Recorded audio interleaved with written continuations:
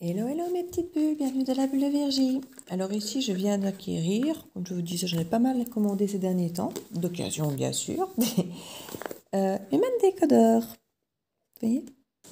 Je vais un petit peu voir ce qu'il peut nous proposer.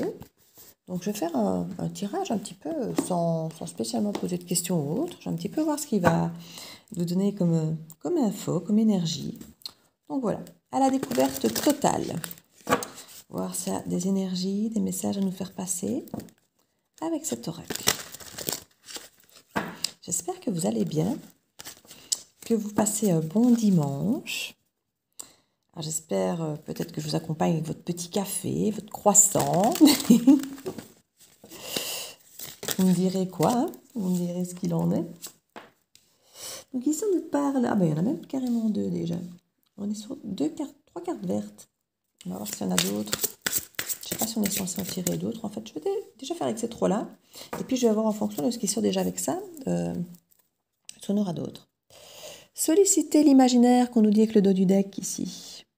Donc n'ayez pas peur d'être créatif, d'aller au-delà de ce qui vous semble cohérent, logique, normal, de ce que vous voyez au quotidien. Ouvrez le champ des possibles. On nous parle des sourcils ici. Je pense qu'on nous parle clairement de l'expression qu'on peut avoir au niveau du visage. Il y a vraiment ce qu'on appelle le verbal et le non-verbal.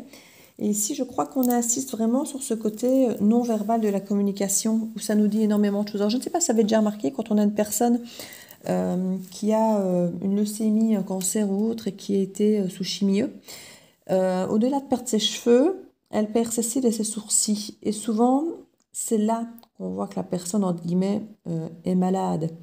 Dans le sens où les cheveux, ma foi, oui, on a une femme qui a des longs cheveux, ou même un homme, on voit effectivement qu'on n'a plus des cheveux, mais on n'a pas forcément l'air malade parce qu'on n'a pas de cheveux.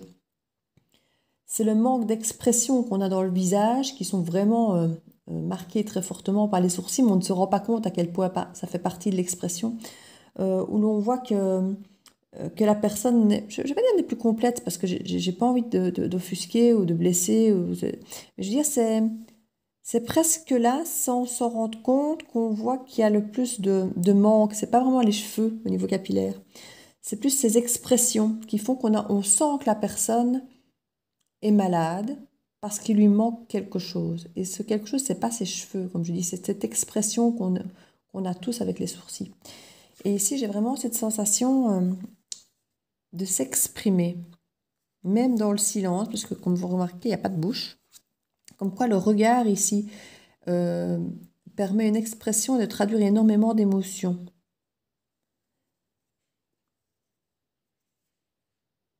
Oui. Et ici, on nous parle d'orientation du buste. Alors, je ne sais pas si vous avez déjà regardé aussi, mais dans les comportements, quand vous avez quelqu'un face à vous qui est bras croisés et un peu bien dans le fond de sa chaise, souvent c'est quelqu'un qui est un peu réfractaire à ce que vous lui racontez ou à vous tout court, qui est réfractaire peut-être à la discussion, à ce qui se passe, au fait que ça lui soit imposé. Suivant la position du buste, on connaît un peu l'intention, comment est la personne face à vous, face à votre intervention à vous. Si vous êtes effectivement au restaurant, vous discutez avec quelqu'un, vous êtes le buste en avant, souvent c'est qu'il y a une forme d'intérêt, on va vers l'autre. C'est une forme vraiment de non-communication, une fois de plus, où on montre son intérêt en s'avançant vers l'autre. Alors si en plus on y met des jeux de regard, je ne vous dis pas. Donc ici on est presque dans une guidance de rencontre ici, où on nous parle à quel point le non-verbal a énormément d'importance lors d'une rencontre. On nous parle de la poignée de main aussi. Alors bon, ça, la poignée de main, pour l'instant, j'allais dire que ce soit la bise ou la poignée de main, c'est un petit peu... je vais pas dire qu'on ne peut pas, qu'on ne peut plus ou que ça ne se fait plus, mais je veux dire, on a un petit peu quitté ces habitudes-là. Mais vous savez certainement, comme tout le monde, que suivant la poignée de main qu'on offre ou qu'on reçoit, il y a déjà énormément de choses qui passent. Alors, on a certains avec une main ferme qui vont presque vous casser le poignet. Là, on se dit, oups.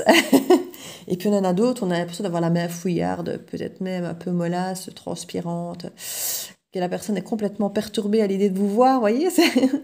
Donc, on a énormément d'informations, une fois de plus, sur, je ne vais pas dire l'intention, mais sur comment vit le moment cette personne. Si cette personne est dans ce mode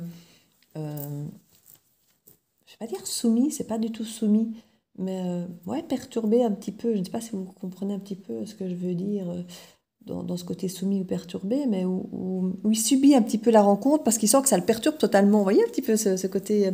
Et là, ce sont toutes des choses qu'on va voir dans ce comportement. La poignée de main, le regard, la position du buste, que ce soit que quand on parle ou même quand on est assis à une table, ce sont des choses ici qu'on nous met en avant par rapport au comportement au-delà de ce qui peut être échangé effectivement dans la communication, parce qu'il y en a qui sont très doués pour nous balancer un tas de choses, et puis quand on regarde les comportements non verbaux, on se rend compte qu'effectivement, il y a une contradiction entre ce qu'ils disent et ce qui se passe dans les signes, j'ai envie de dire. Hein.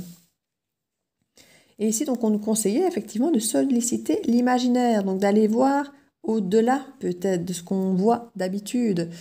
Et qu'est-ce qu'on voit d'habitude? Les choses que l'autre a vraiment envie de nous montrer quelque part. Hein. Alors, il y a une carte qui est collée encore. Vous voyez, c'est de l'oreille. C'est de l'oreille. C'est de... Oh, voilà. De l'occasion, mais de l'occasion encore pas mal neuf. Créer de nouveaux cadres cognitifs. Donc ici, on nous demande de créer du nouveau. On est vraiment là, solliciter l'imaginaire, créer du nouveau. Des nouvelles façons de percevoir l'autre, d'entrer en contact avec l'autre, de communiquer avec l'autre. On a clairement ici cette sensation de rencontre avec quelqu'un où on est un peu perturbé parce qu'effectivement, l'autre n'est peut-être pas très bavard et on doit décoder un peu les choses autrement. Et on nous demande effectivement d'aller au-delà de cette façon dont on communiquerait d'habitude, d'aller au-delà du côté, bon, bah voilà, il n'y a rien, il se tait, donc au revoir, merci.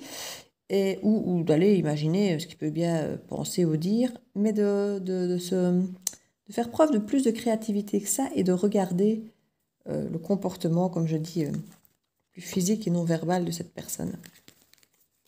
En fait, j'ai acheté plusieurs oracles, comme celui-ci par exemple, et 2-3 autres qui, à la base, ne sont pas prévus pour les guidances, j'ai envie de dire,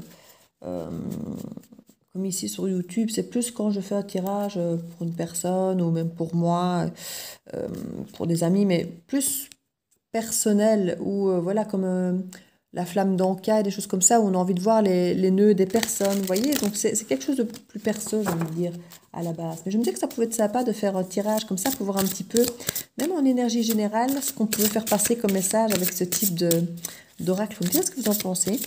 Mais c'est vrai que c'est normalement pas du tout le genre d'oracle que je vais utiliser dans les guidances générales ici sur YouTube. C'est vraiment quand je fais ça à une copine ou même pour moi ou autre, ou quand on fait ça pour quelqu'un de l'entourage. Ben voilà, quand on veut se retrouver un petit peu, comme j'ai dit avec la flamme d'Anka, les nœuds, les choses plus psychologiques, plus personnelles. Voilà, c'est vraiment plus personnel.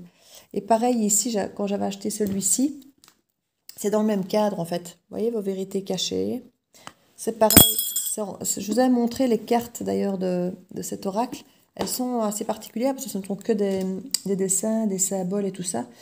Et si je regarde les symboles tout seul, mon intuition ne m'apporte rien ou très peu, parce que quand je regarde la lecture dans le livre, je ne suis pas du tout à côté, enfin je suis à côté des pompes, pas à côté de la plaque. Donc je vais vraiment le garder pour un travail à faire vraiment personnel, de tirer comme ça les cartes, de 2-3 cartes sur une personne ou l'autre, ou même moi de temps en temps, une journée, voir un petit peu ma vérité du jour, entre guillemets, puisqu'on évolue tout le temps avec des choses qui se passent tout le temps dans nos vies, donc on change, nos blocages ne sont pas les mêmes d'un jour à l'autre, d'une personne à l'autre et autres. Donc voilà, vous me direz ce que vous en pensez. Ça m'intéresse. Ici, on faisant une petite coupe, on nous parle du conquérant. Et on peut facilement convaincre les gens. Donc ici, moi, j'ai quelqu'un, en fait, j'ai l'impression. Vous allez vous retrouver à quelqu'un, non pas qui ne dit rien, mais peut-être quelqu'un qui parle trop, justement. Le conquérant, c'est quelqu'un qui est habitué à venir conquérir les autres, et on dit qu'on peut facilement convaincre les gens. Donc c'est quelqu'un qui, à mon avis, a la parole très facile, peut-être pour certains. Ou qui, justement, de par son non-verbal, a tendance peut-être à conquérir les gens. Allez savoir, il y a peut-être différents cas de figure. Pour certains, ça va être peut-être dans le silence, que vous allez être totalement conquis de par les regards, les gestes, tout ça, c'est possible. Et puis d'autres où vous allez déceler peut-être que cette personne parle beaucoup et en fait que tous les comportements vont dans l'autre sens. Vous voyez? Donc c'est là qu'on vous dit, faites preuve de créativité et mettez en place de nouvelles choses parce que ici, ça va vous déstabiliser ce genre de façon de procéder. Oui. Écoutez, je ne vais pas en tirer trop parce que sinon après on risque d'être perdu. Comme je dis, c'est le genre d'oracle que j'aurais plutôt tiré quelques cartes comme ça pour dire d'avoir des pistes, vous voyez, explorer, à travailler. Et je trouve que c'est pas mal. Allez, on va prendre une carte, comme je vous disais, des vérités cachées. Mais là, je vais être obligée d'aller lire après ce qu'on nous lit dessus. Enfin, si j'ai le temps, si on sonne, parce que j'attends quelqu'un, si on sonne, ben, je serai obligée de couper la vidéo. Et je relirai plus tard. S'il faut, je ferai une deuxième partie pour la lecture s'il fallait. Ben voilà, elle sort de suite. 58, vous voyez, quand je vous dis, je sais pas, regardez là.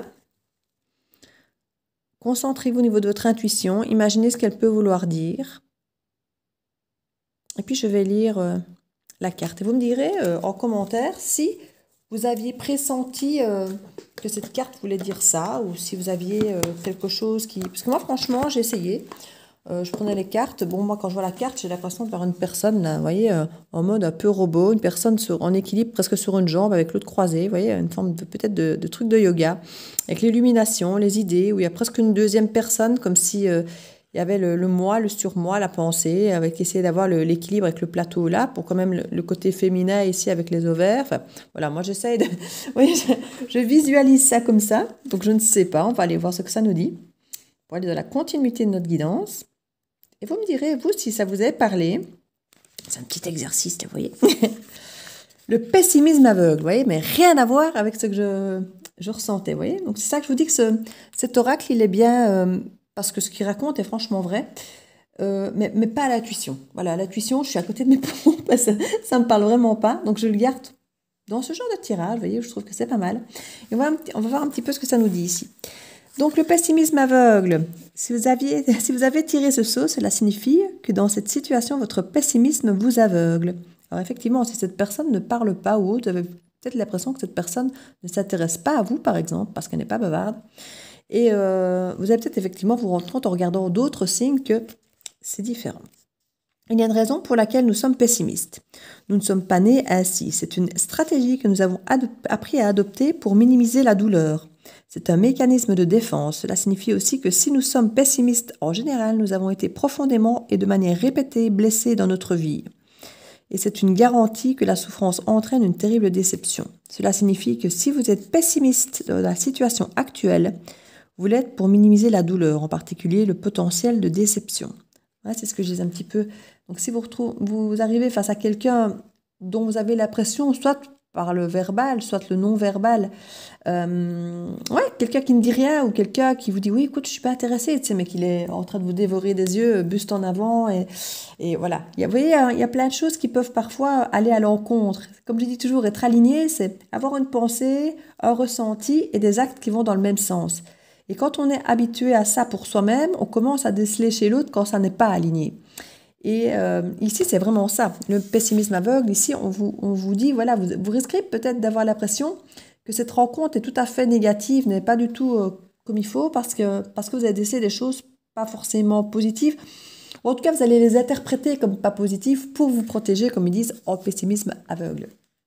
Or, on vous a incité ici dans cette guidance de vous dire d'être plus créatif, de regarder d'autres choses, parce que c'est une personne qui, à la base, sait conquérir facilement. Et voilà, il faut aller voir au-delà de l'apparence, au-delà de votre pessimisme, au-delà de ce que vous êtes habitué à voir, parce qu'ici, on parle de créativité quand même, hein, il faut voir les choses autrement. Donc, on a vraiment cette aptitude ici qu'on vous met en avant, clairement, de ne pas être trop pessimiste, parce que c'est une façon pour vous de vous protéger. Donc, n'allez pas trop vite dans la protection en imaginant que c'est foutu d'avance, avec ce que vous voyez ou ce que vous entendez. Il faut aller gratter un peu au-delà. Donc, je ne vais pas tout lire, puisque dans l'absolu, c'est un petit peu... Je vais juste regarder. Si vous avez tiré ce sceau, vous ne regardez pas la réalité négative dans votre situation. Vous utilisez la distorsion mentale négative pour vous protéger. Et elle vous pousse à agir ou ne pas agir d'une manière qui ne vous profite pas. Posez-vous cette question. Qu'est-ce que je ferais différemment dans ce scénario si je savais que j'avais de très bonnes raisons d'espérer un résultat positif et de m'attendre au meilleur? Donc voilà, c'est là qu'on vous dit d'être créatif, vous voyez? Ça n'a pas l'air engageant, ok, mais si c'était engageant, qu'est-ce que je ferais que là maintenant, vu que c'est pas engageant, que je ne vais pas faire? Vous voyez? C'est un petit peu ça, parce que c'est vrai quand on a peur de se prendre une claque, de se prendre un nom, de se prendre un râteau, mais il y a des choses qu'on ne fait pas du coup. Et ici, on vous interroge un petit peu en vous disant, et si finalement les signaux étaient positifs, vous feriez quoi de différent si le signal était négatif? Donc voilà mes petites bulles, c'était la guidance de ce dimanche matin avec les nouveaux oracles. Vous me direz un petit peu ce que vous pensez de ce genre de guidance très différente. Hein. Je ne ferai pas ça tout le temps, mais voilà, c'était pour les tester, pour vous les présenter et moi un petit peu voir comment ils pouvaient donner un petit peu. Donc voilà, je vous fais plein de bisous. À très bientôt mes petites bulles. Ciao, ciao!